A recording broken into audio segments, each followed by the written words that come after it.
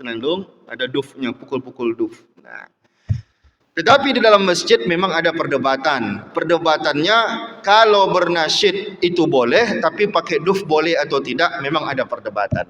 Kalau kita lihat habaib-habaib itu pakai duf, hadrah, itu berarti mereka ada dalil membolehkan itu. Sebagian ulama mengatakan senandungnya boleh, selawatannya boleh, tapi dufnya itu yang dilarang menurut sebagian ulama. Tapi kalau kita percaya habaib tentu dalilnya kuat, tak mungkin dalilnya tidak kuat, kan begitu. Jadi Hasan bin Sabit ketika itu bernasyid di masjid. Nah, bernasyid dia di masjid.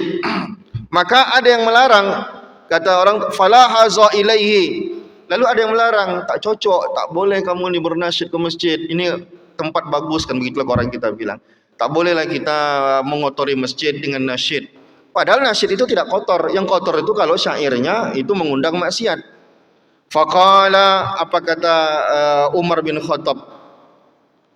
Kata Hasan bin Sabit, qad kuntu unsyiddu, aku pernah bernasyid dalam masjid, wa fihi man huwa khairum minka, yang dalam itu ketika itu yang mendengar lebih baik daripada kamu. Maksudnya apa? Nabi Muhammad ikut mendengar aku bernasyid dalam masjid. Nah, berarti boleh bernasyid dalam masjid, tapi hati-hati dengan syairnya. Nah, kalau lagu-lagu dangdut kan syairnya kenapa dilarang? Karena syairnya banyak mengundang maksiat. Tapi kalau seandainya kita dulu di kampung-kampung nikahan ada nasihat-nasihat dalam bentuk senandung, ya tak jadi masalah. Nah, cuman musiknya nanti ada urusan lain. Kita bicara nasyidnya, bukan bicara musiknya. Itu musik ada sendiri hukumnya. Jadi kalau masalah nasyid itu beda dengan masalah musik. Musik mengiringi nasyid, tapi kalau nasyid ini urusan lain. Tanpa musik pun orang bisa bernasyid.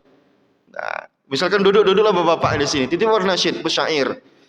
Cemana bunyinya gitu, misalkan nasihatin anak muda, bagaimana anak muda yang subuh keluyuran, dinasyid-nasyidkan. Lebih baik kita di masjid untuk mengaji gitu misalkan. Itu kan nasyid, itu senandung. Nah, itu boleh, tak masalah. Ya, pakai syair-syair. Nah, itu dia. Jadi kalau bernasyid dalam masjid itu tak jadi masalah. Boleh.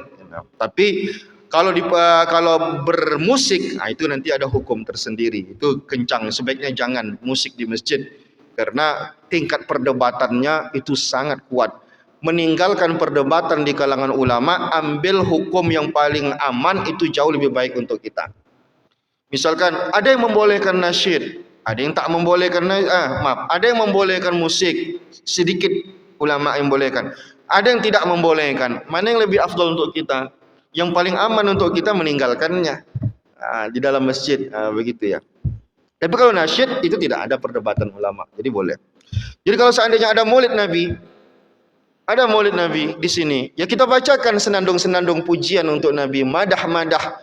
Istilah madah-madah itu pujian-pujian untuk Nabi. So, itu tak apa-apa, itu boleh, itu biasa dilakukan oleh sahabat-sahabat Nabi.